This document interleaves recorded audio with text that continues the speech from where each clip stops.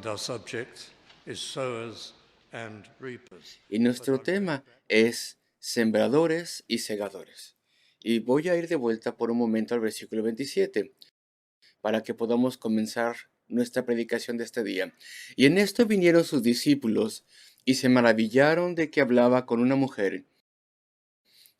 La mujer de Samaria, la samaritana, Cristo había testificado a esta mujer, dice, y se maravillaron, y sin embargo ninguno dijo, ¿qué preguntas? O ¿qué hablas con ella? Entonces aquí tenemos el principio del entrenamiento de los discípulos.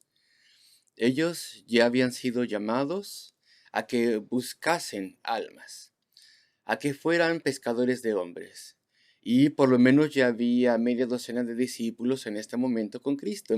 Y vemos, por ejemplo, el versículo 38, Cristo les recuerda, yo os he enviado a cegar lo que vosotros no labrasteis. Otros labraron y vosotros habéis entrado en sus labores. Y esta es una referencia a los términos de su llamado, a que le siguiesen, a que fueran discípulos. Y el versículo 27, una vez más, ahí vemos a los discípulos que no tenían entendimiento todavía de la preocupación que el Señor tenía por las almas y la cual también tenía que ser su propia preocupación. Entonces vinieron los discípulos y se maravillaron de que hablaba con una mujer de Samaria. Versículo 27. Sin embargo, ninguno dijo, ¿qué preguntas o por qué hablas con ella? ¿Qué hablas con ella? Todavía no habían entendido la cosecha de las almas que tenía que venir, su obra como apóstoles futuros, su testificación, su testimonio incansable a individuos y a todo tipo de multitudes, y el testimonio de todos los cristianos. ¿Y qué es lo que estaba haciendo allí, hablando con esta mujer samaritana? Nosotros no hablamos con samaritanos. ¿Y por qué entonces él le habla a esta mujer? Entonces vamos a meditar al respecto de la siembra y la siega en el tiempo que tenemos en esta mañana. Y mi primer encabezado es la recompensa del creyente y nos vamos a enfocar en ello. La gran recompensa del creyente. Mira por favor el versículo 31. Y vamos a mencionar versículos anteriores más tarde. Entre tanto, versículo 31, sus discípulos le rogaban diciendo, Rabí, come, maestro, come. Y hay una cierta urgencia respecto de esto. Habían caminado por un largo tiempo, no habían tenido comida, los discípulos se habían ido al pueblo más cercano a comprar comida y ahora ya habían vuelto. Y se preocupaban por él, necesitaban ver que él estuviera comiendo.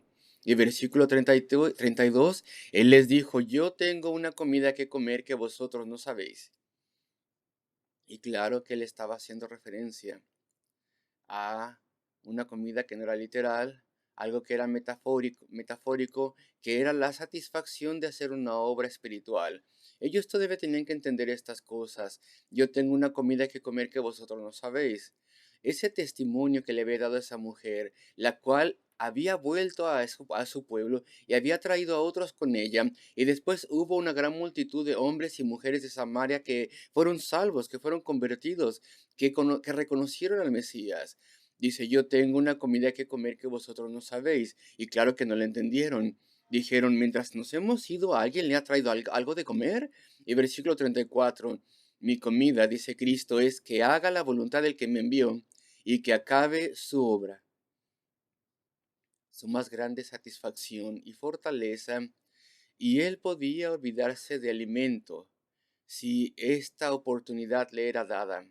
Es decir, el buscar almas y explicarles la verdad del Evangelio y revelarse a estas almas y traer a esas almas a él mismo para el perdón de sus pecados. Y entonces la comida y la bebida de los discípulos también sería esta en el futuro. Pero este es el gozo de todo creyente. Y así fue con el Señor mismo. El Señor, el Dios encarnado, que se revistió en carne humana, que vino a ser nuestro representante y el que pagó por nuestro pecado. Pero a través de su tiempo en la tierra, su más grande satisfacción, por la cual él olvidaría todo alimento si eso era necesario, pues era justamente el alcanzar y buscar almas perdidas. Y tú eres un creyente, has venido a Cristo, amas a Cristo, caminas con Él. Pero queridos amigos, si la cosecha si la gran cosecha y la necesidad que tienen las almas perdidas de salvación, si eso no está como algo primordial en nuestra mente y no tomamos toda oportunidad de forma colectiva como iglesia y también como individuos, el que podamos orar por estas almas y que podamos participar en la búsqueda de las almas, entonces estamos perdiendo la principal fuente de satisfacción y realización en la vida cristiana. Y esto era así también incluso con el Señor. Incluso para Él, quien era Dios y hombre, su comida terrenal y bebida terrenal, por así decirlo, era la cosecha de las almas. Entonces, muchos de ustedes son padres y tienen la gran responsabilidad y privilegio de criar hijos en el temor del Señor, en los caminos del Señor. Ese es un alto llamado, un llamado noble, pero por favor no se les olvide que aún tienen que ver cuáles son las prioridades, porque tú eres un hijo de Dios. No solamente tu preocupación son tus hijos y tu familia, sino toda alma. Este es nuestro más grande gozo y ocupación, la recompensa que el creyente puede tener, y nunca puedes ser completamente feliz como un creyente, nunca puedes completamente tener realización si tú dejas de lado esto. Incluso para El Salvador esto era así. Esto es sorprendente, esto nos enseña mucho. Su comida y su bebida era realizar la obra de su Padre. Así que tenemos que tener cuidado con nuestras prioridades en la tierra y no podemos estar completamente absortos con nuestras ocupaciones, con nuestra carrera. Y si tú eres joven, no puedes estar completamente absorto con tus amigos. Y cosas que tal vez te son importantes, claro, pero si tú eres un hijo de Dios, eso no puede serlo todo para ti. Porque tú tienes una prioridad, es decir, el Señor y las almas y el testificar. Y esto también será tu más grande recompensa. Y el Señor lo dice en el versículo 36. El que ciega recibe salario. ¿Y cuál es el salario? Pues claro que hay una dimensión eterna en este versículo, pero inmediatamente dice, recoge fruto para vida eterna. Y aquí tenemos estas palabras maravillosas, y recoge fruto para vida eterna, para que el que siembra goce juntamente con el que ciega. Y el gozo es tener el privilegio de participar en la cosecha de las almas y en la obra de Dios. Y tal vez tú seas único o única. Tal vez eres el único cristiano en tu oficina, donde tú trabajes, en donde tú vivas tal vez, en tu escuela, en tu universidad. Tal vez tú eres único. En tu familia tal vez incluso. Tal vez eres el único creyente ahí donde te desenvuelves, donde Dios te ha puesto, donde está tu clase, donde está tu escuela. Y tu grande gozo será que Dios te pueda utilizar y te pueda bendecir. Nunca olvides esto. Nunca te ocupes solamente con las cosas de este mundo, porque este es tu privilegio. Este es tu más grande fuente de felicidad. El que ciega recibe salario y recoge fruto para vida eterna. Y por cierto, este versículo es muy importante y está relacionado con Juan 15. Y voy a ir para allá por un momento solamente. Juan 15. Y aquí tenemos la interpretación para Juan 15. Versículo 2. Todo pámpano que en mí no lleva fruto, lo quitará. Y todo aquel que lleva fruto, lo limpiará, para que lleve más fruto. Y Juan 15 preocupa a muchos cristianos, los atribula. Y entonces desean interpretarlo. Y dicen, es que llevar fruto es muy importante. En el versículo 4, aquí en Juan 15, permaneced en mí y yo en vosotros, como el pámpano no puede llevar fruto por sí mismo, si no permanece en la vida, así tampoco vosotros, si no permanecéis en mí. Y versículo 5, se los puedo leer también, el versículo 8. Yo soy la vid, versículo 5, vosotros los pámpanos, el que permanece en mí y yo en él, este lleva mucho fruto. Y la gente dice, esto no puede tener que ver con la cosecha de almas. No puede ser que esto tenga que ver con almas, esto nos reta demasiado. Este es nuestro llamado, que nosotros participemos en esto de alguna forma. Todo creyente cada uno de nosotros y nos preocupemos por esto. Así que hay una tendencia, en especial hoy en día, a interpretar Juan 15 como si el fruto fuera solamente y exclusivamente la justicia, el fruto de la piedad. Y bueno, sin lugar a dudas, el fruto incluye esto. No hay duda al respecto. Pero las personas dicen, no, es exclusivamente eso. No tiene nada que ver con buscar almas perdidas. Mira el versículo 16 de Juan 15. No me elegisteis vosotros a mí, sino que yo os elegí a vosotros y os he puesto para que vayáis y llevéis fruto, y vuestro fruto permanezca. Ah, nos echamos para atrás tal vez, no queremos testificar. Incluso a veces dentro de del círculo familiar nos echamos para atrás.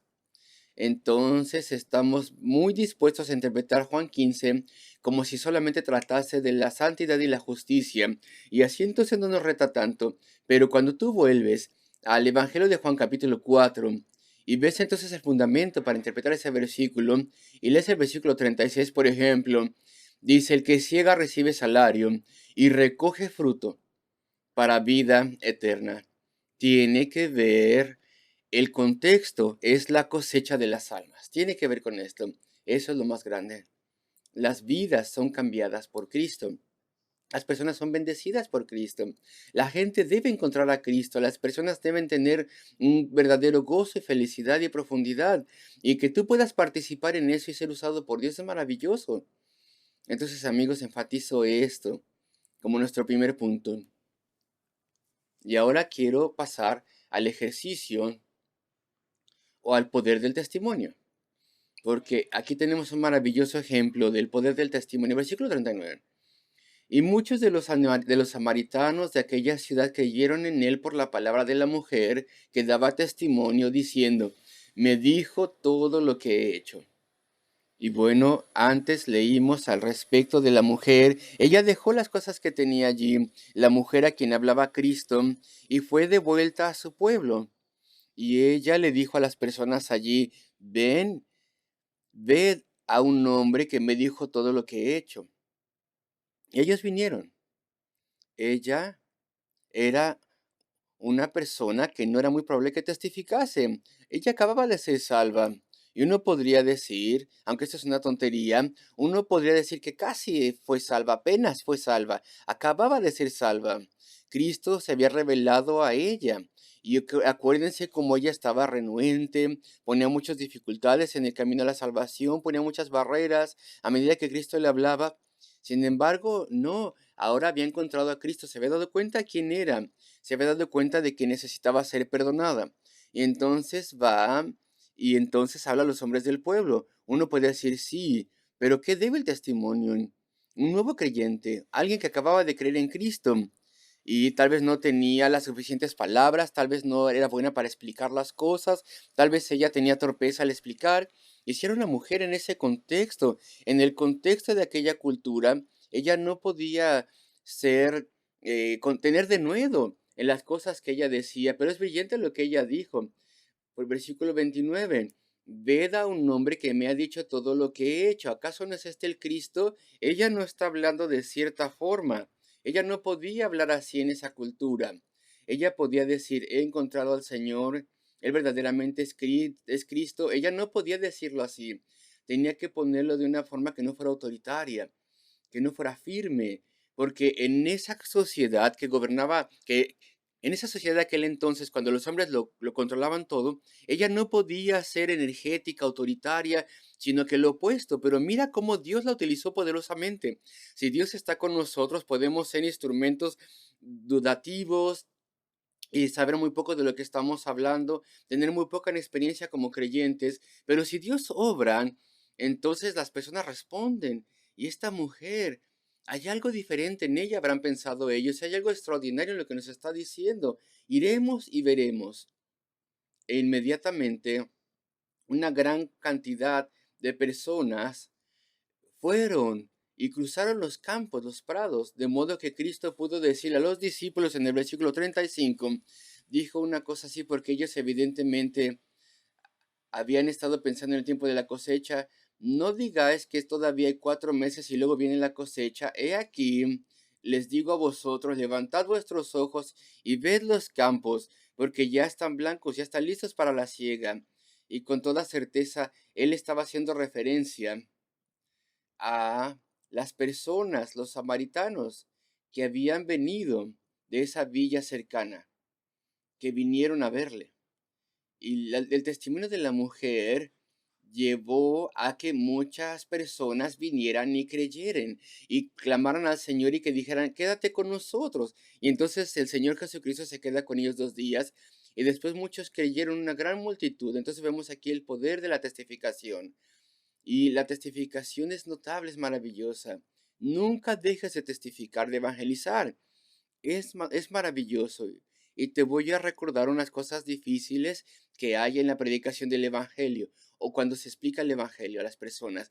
Tienes que llegar al punto en donde le dices a las personas, de muchas formas, claro, eres un pecador, eres un ser humano caído, no eres digno del cielo, ni de ir a la gloria, no puedes tener nada que ver con Dios. Él te rechaza debido a tus profundos pecados y egoísmo. Y porque estás podrido de forma humana y terriblemente necesitas el perdón de Dios. Y eso no es algo que las personas quieran escuchar, eso nos ofende, eso ofende a las personas. Y cuando testificamos, no tenemos que ofender a nadie, sino que más bien puedes hablar de ti mismo. Yo me di cuenta que era un pecador, puedes decir. Yo me di cuenta que mi vida no valía nada ante Dios. Vine a Él y me arrepentí, confié en Cristo y creí en su obra redentora en la cruz del Calvario. Y Él me cambió y me salvó. Y así no vas a ofender a nadie al decir así las cosas, al hablar así. Y más aún, a todo mundo le gusta escuchar las historias de otras personas. Esa es la naturaleza humana. Siempre las personas quieren escuchar la biografía de otra persona, siempre y cuando sea algo corto. Y queridos amigos, eso es testificar la genialidad del testimonio personal, de testificar de forma personal. Y ese es nuestro privilegio. Y si tú hablas al respecto de ti y la gente no te escucha, pues entonces puedes volver a tu oficina un día y decir, acabo de escuchar respecto de un joven hombre en nuestra iglesia y él estaba en violencia con bandas y grupos. ¿Y sabes qué le pasó? Y tú no vas a hablar al respecto de ellos, sino al respecto de ese hombre y te escucharán. Y entonces es el testimonio de otra persona y el testimonio es maravilloso. Es una forma maravillosa de ayudar a las personas a ver la realidad del gran cambio que es la conversión y lo que significa tener una reconciliación personal con Dios y caminar con Él. Entonces nunca subestimen la testificación porque tiene un gran poder y la predicación puede salirse con la suya hasta cierto punto porque al predicar le predicamos a un grupo de personas. No le predicamos a alguien en específico, a ti en específico. Bueno, sí, pero no a ti como individuo, con un terrible contacto visual. Tú eres el pecador. No, le hablamos a una multitud. Y eso ayuda a suavizar las palabras de lo que estamos diciendo. Y estas cosas se tienen que decir. Tenemos que decir que somos pecadores y necesitamos salvación. Y cuando hablamos cara a cara, el testimonio tiene el mismo efecto. Suaviza las palabras y las personas escuchan el mensaje y lo entienden. Y entonces ya sea si es tu testimonio o el testimonio de conversión de otra persona, pues este es un gran instrumento. Fue utilizado maravillosamente por esta mujer ordinaria, si la puedo llamar así, una mujer rechazada en su comunidad muy probablemente debido a su vida escandalosa. Probablemente era despreciada y aún así su testimonio fue poderoso. Y tú tienes más características de lo que ella pudo tener. Tú has sido salvo o salva durante años, a veces. Y ahora de forma natural tú tendrás mejores argumentos. Pero si ella pudo ser utilizada de forma poderosa, tú también puedes ser utilizado de forma poderosa. De modo que el poder del testimonio lo vemos aquí. Y en última instancia quiero hablar respecto del ejercicio de la fe. Y eso lo vemos aquí también. Voy al versículo 43. 2 días después salió de allí y fue a Galilea, el Señor Jesucristo. Porque Jesús mismo dio testimonio de que el profeta no tiene honra en su propia tierra. Y no me voy a enfocar en este punto, pero el sentido que tenemos aquí es obvio. Las cosas estaban empeorando ahí en Judea. Había peligro donde el Señor había estado. Entonces él avanzó hacia Samaria para pasar a Galilea y se retiró de Judea porque ahí en ese momento ya había señales de peligro. Decían ellos, oh, desastre de él, decían ellos. Era demasiado pronto, su tiempo no había venido todavía. Y él tenía que proteger a sus discípulos porque tenían que entrenar. Él estaba trabajando de acuerdo al plan divino, estaba obrando. Y entonces, para poder estar a salvo, él y más bien sus discípulos, para que sus discípulos estuvieran a salvo y para que las cosas no se salieran de control muy pronto, él se quita de ahí. Y se nos da aquí la razón, porque Jesús mismo dio testimonio de que el profeta no tiene honra en su propia tierra. Él sabía que sería rechazado en su país de una forma diferente, simplemente no le iban a escuchar, así que habría menos peligro ahí, así que se va a Galilea. Versículo 45. Cuando vino a Galilea, los galileos le recibieron. Parece que esto contradice lo que acabo de decir, sin embargo, no le recibieron como Mesías, sino como alguien que obraba milagros.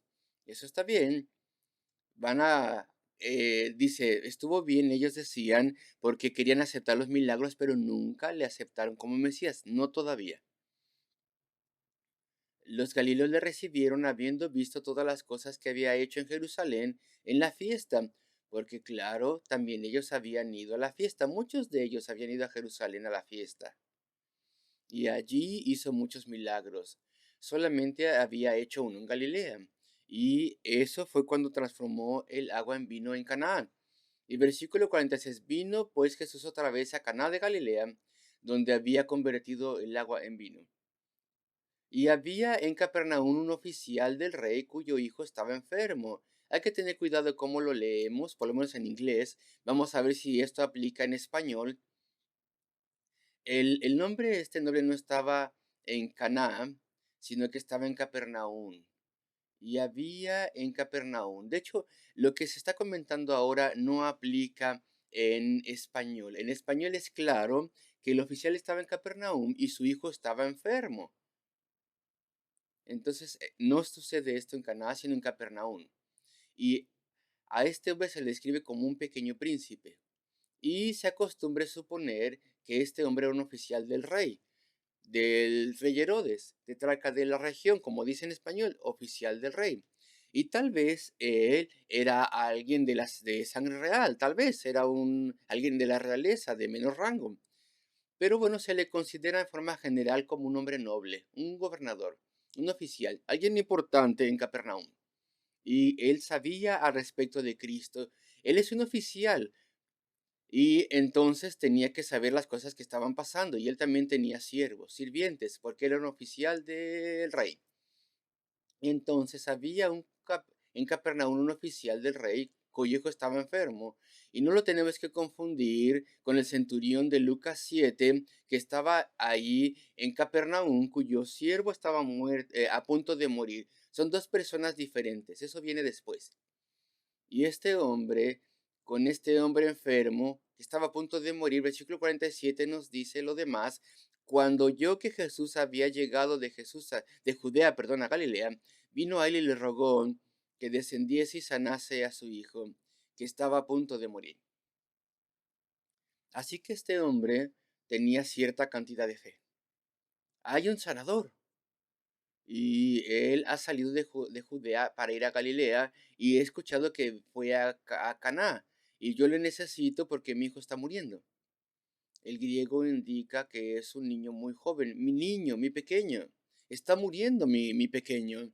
Y entonces fue, atravesó esas 15 millas para llegar a Caná y tal vez iba montado a caballo con sus siervos, porque él era un oficial, entonces no hubiera ido solo. Y entonces fue para poder buscar llamar la atención de Jesús de Nazaret. Y él creía que esta era su única esperanza, que él podía sanar a su hijo, pero él no tenía una alta opinión de Jesucristo. Él no pensaba que era Dios, parece ser.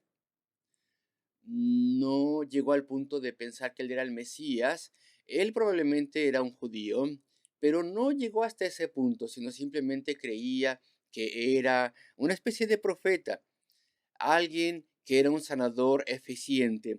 Y entonces este gobernador había estado ahí tal vez había testificado algunas de las sanaciones. Pero cuando viene a Cristo el oficial, con su pequeña fe que tenía, su poca fe, dice, necesito el poder de Jesús de Nazaret.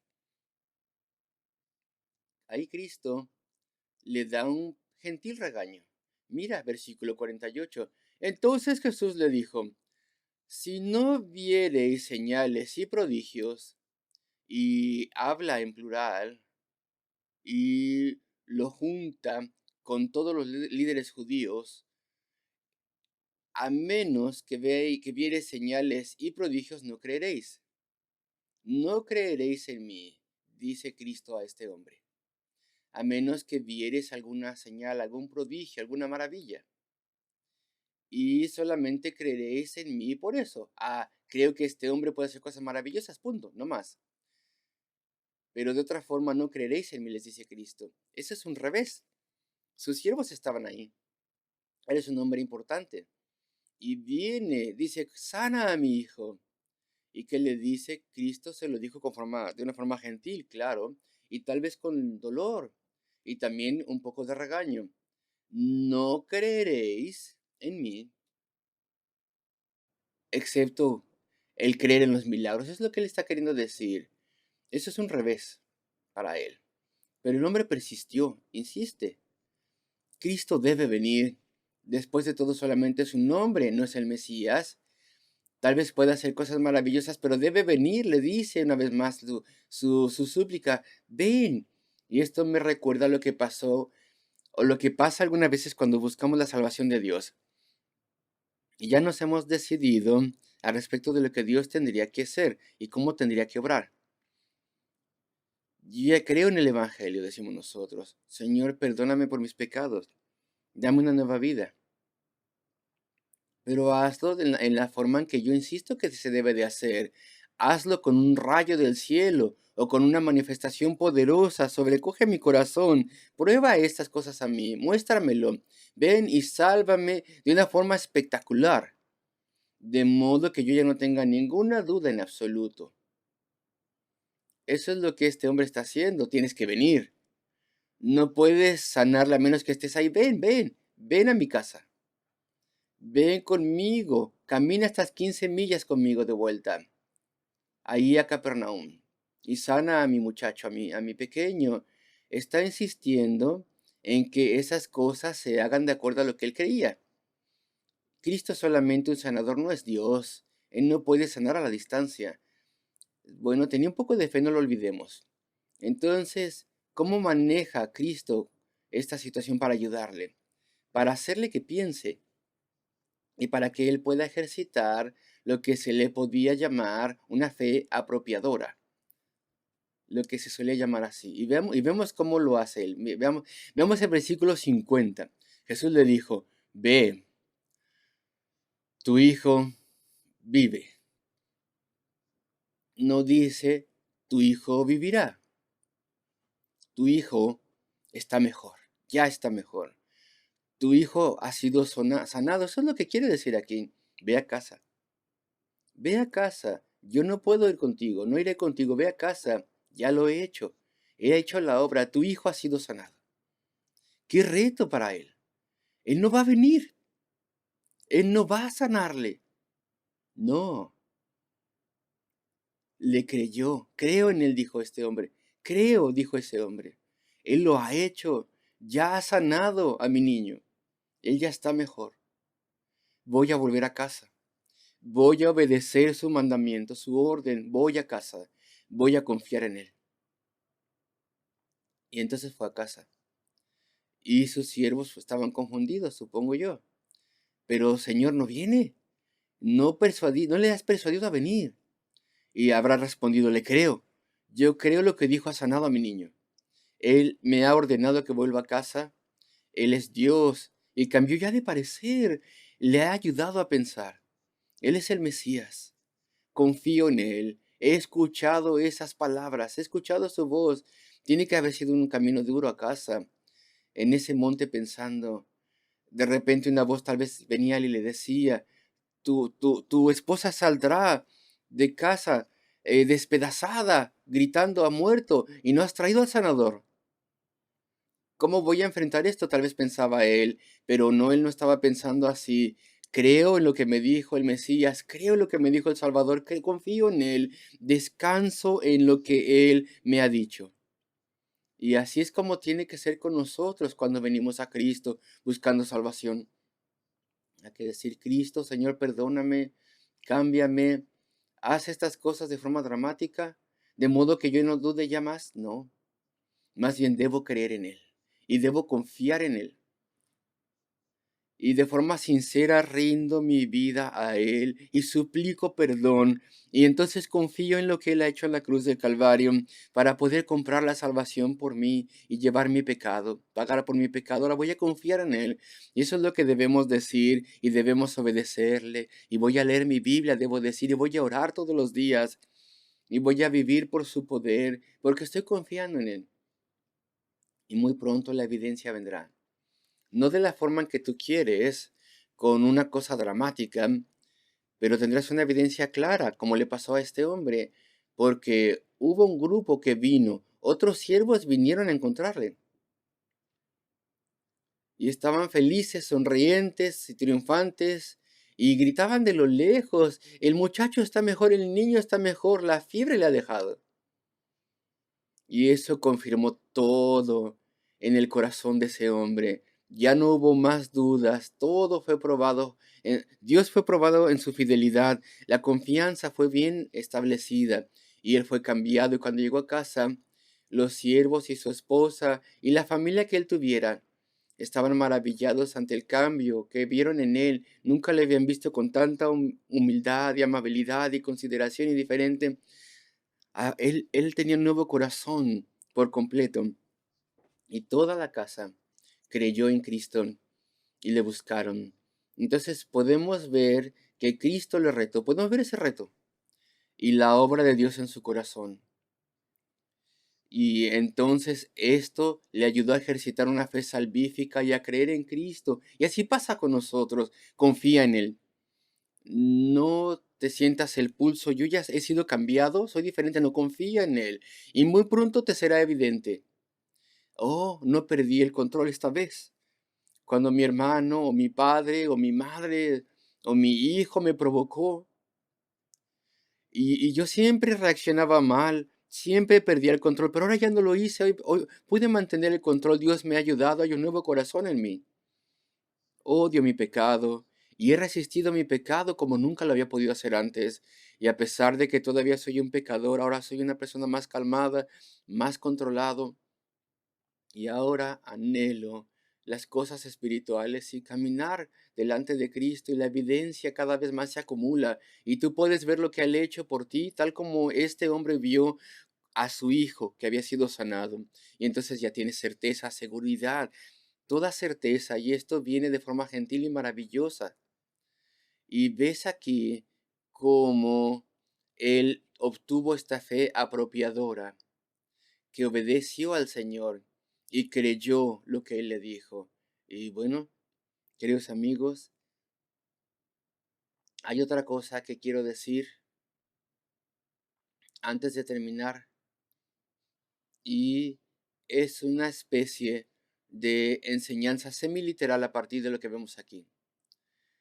Tal vez tú tengas un hijo o una hija, muy probablemente que tiene fiebre, una fiebre terrible.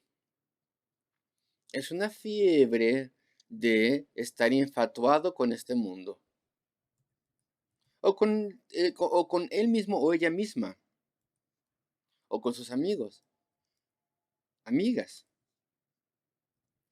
Y de repente no quiere a Cristo, no quiere a Dios, no quiere al Señor, porque está encaprichado con el mundo, encaprichado con amigos, amigas, este mundo es todo, o yo soy todo.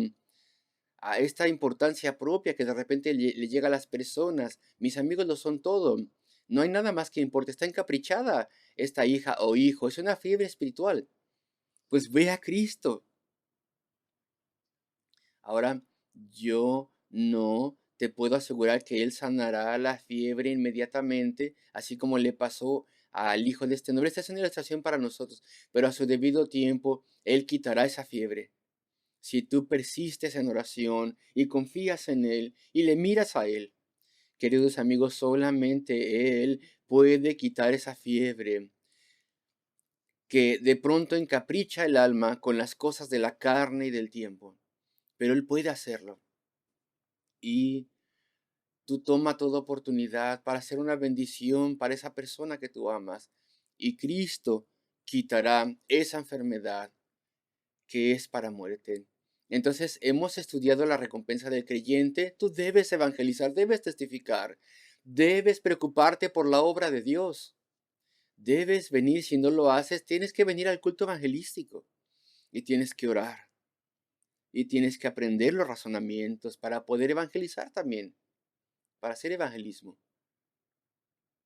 El poder de la testificación del testimonio es formidable. Vimos el ejercicio de la fe y que estas cosas sean de bendición para nosotros, queridos amigos, esta mañana y terminemos cantando.